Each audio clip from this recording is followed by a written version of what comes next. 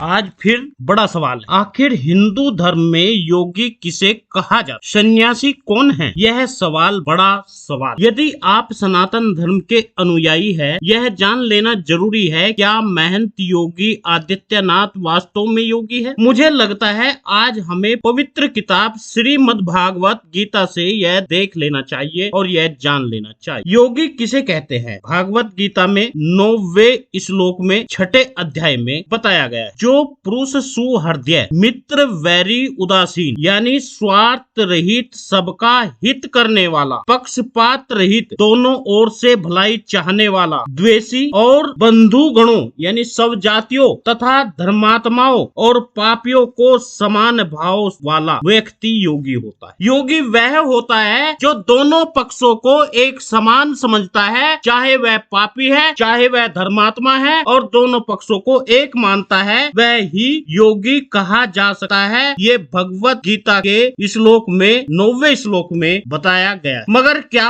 उत्तर प्रदेश के मुख्यमंत्री योगी आदित्यनाथ जातिवादी मानसिकता, मन में राजस का भाव रखते हैं? क्या भगवत गीता के अनुसार उन्हें योगी की उपाधि दी जा सकती है? भगवत गीता के 10वें श्लोक के अध्याय 6 में कहा गया है, जिसका मन और इंद्रिया सहित शरीर जीता हुआ हो, ऐसा वासना रहित, संग्रह रहित योगी अकेला एकांत स्थान में स्थित हुआ निरंतर आत्मा को परमात्मा के ध्यान में लगाता है, वह योगी कहलाता है। यह आप भगवत गीता के 6ठे अध्याय में 10वें श्लोक में देख सकते हैं। जो एकांत स्थान में भगवान से अपनी आत्मा को जोड़ने का प्रयास करता है या जोड़ता है, वह ही योगी है। क्या वास्तव में योगी आदित्यनाथ राजकाज के चक्कर में पड़कर यह सब कुछ भूल गए? क्या वास्तव में बुलडोजर चलाना उनका यह कार्य नहीं दिखाता कि वे एक और देखकर नहीं कार्य कर रहे हैं, बल्कि ईर्ष्या और द्वेष के कारण यह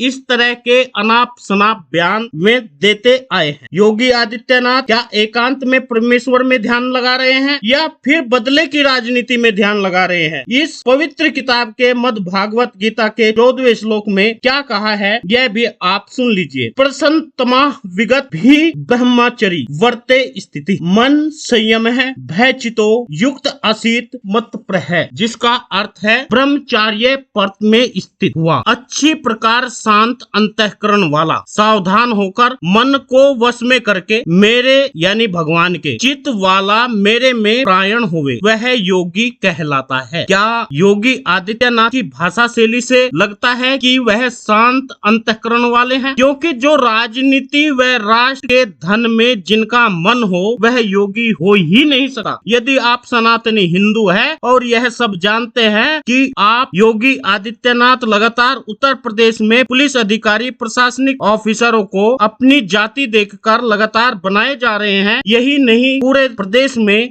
बुरा हाल जातिवाद का है, और यह सब योगी आदित्यनाथ कर रहे हैं, और फिर भी यदि आप उन्हें योगी या संत कह रहे हैं, तो आप हिंदू धर्म के किसी भी बात को नहीं जान रहे हैं या नहीं मान रहे हैं। यह मैं नहीं, भगवत गीता कह रही है। वह व्यक्ति जो राजस में पड़ा हो, जो राजकाज में पड़ा हो, वह योगी नहीं हो सकता। यदि यही हाल रहा तो कोई भी व्यक्ति भगवा चोला पहनकर राजनीति में उतरकर इस देश पर अपना कब्जा कर ले। नमस्कार, आप देख रहे हैं डीपीएन लाइव न्यूज। मैं आपके साथ आपका दोस्त आरबीसी। आपसे निवेदन है, हमारे चैनल का सदस्य बनने के लिए लाल रंग का एक बटन है जिस पर सब्सक्राइब लिखा है, उस पर उंगली लगाकर काला कर घंटी भी बजा। लगातार अमेठी के पूर्व विधायक गायत्री प्रजापति का मामला एक बार फिर तूल पकड़ता हुआ जा रहा है। चित्रकूट की एक महिला ने गायत्री प्रजापति पर गैंगरेप का आरोप लगाया था, मगर उस महिला ने कोर्ट में गवाही देने नहीं गई। फिर भी कोर्ट ने गायत्री प्रजापति को उम्र कैद की सजा सुनाई। न्यायपालिका की इस तरह के निर्णय शर्मसार करने वाले हैं। यदि आज न्यायपालिका इस तरह के फैसले पर सवाल उठाया जाए, शायद आप कहेंगे न्यायपालिका स्वतंत्र कहेंगे और मेरे सवाल को आप गलत कहेंगे, मगर मुझे लगता है न्यायपालिका कार्यपालिका के दबाव में अपने कार्य कर रही है। ऐसा लगता है कोर्ट के फैसले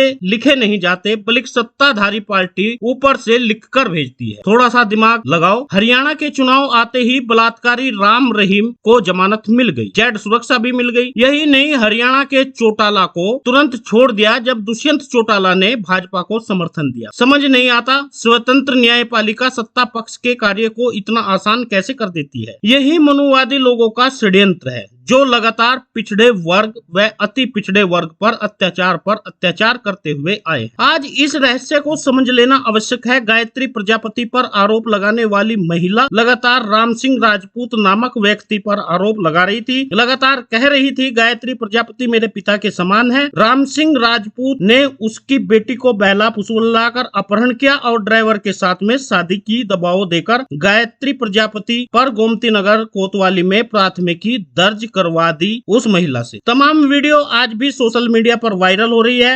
हो सकता है आरोप लगाने वाली महिला कल बयान दे। गायत्री प्रजापति के परिवार ने उसे डराया धमकाया और इस प्रकार भाजपा सरकार भी शक के घेरे में कहीं ना कहीं जरूर आई। जहां भाजपा कानून को मजबूत करने की दुहाई दे रही है, ऐसे में कोई क्या डर सकता है। यह महिला उस मंत्री के रहते नहीं डरी जो उस समय इन्होंने आरोप लगाया था। दोस्तों, गायत्री बचाओ अभियान से जुड़ने के लिए लाल रंग का सब्सक्राइब लिखा है, उस पर उंगली लगा करके काला कर दे, बराबर में घंटी का निशान है उसे भी दबा दे। आपसे निवेदन है, जो आज एक अमेठी में बड़ा ज्ञापन दिया गया जिसमें समाज और जनप्रतिनिधियों ने मिलकर कहा कि इस तरह के गायत्री प्रजापति पर जो मुकदमे लगातार लिखे जा रहे हैं, उनके परिवार को प्रताड़ित किया जा रहा है, वह सही नहीं है। इसलिए आपसे निवेदन है, वीडियो को शेयर जरूर करें और गायत्री को बचाने में उनकी सहायता करें।